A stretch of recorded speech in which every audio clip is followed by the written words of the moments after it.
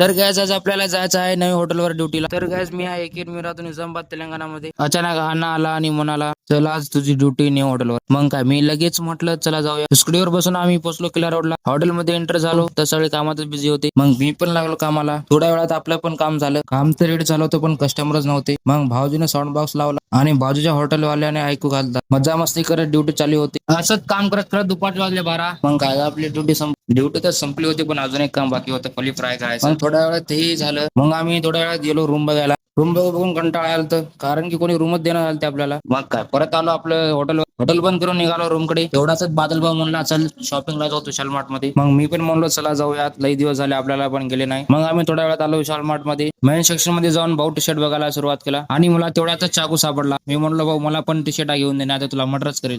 बालभाऊ म्हणला T shirt नाही ते मोपरेल घे म्हणला. असंच मजाक मस्ती करत करत आमची शॉपिंग झाली. मग आम्ही बिल काढून आम्ही परत आलो रूमवर. तर काय आजचा व्लॉग इथे संपतो. लाईक करा, कमेंट करून सांगा व्लॉग कसा वाटला आणि फॉलो करा. भेटूया पुढच्या व्लॉग मध्ये.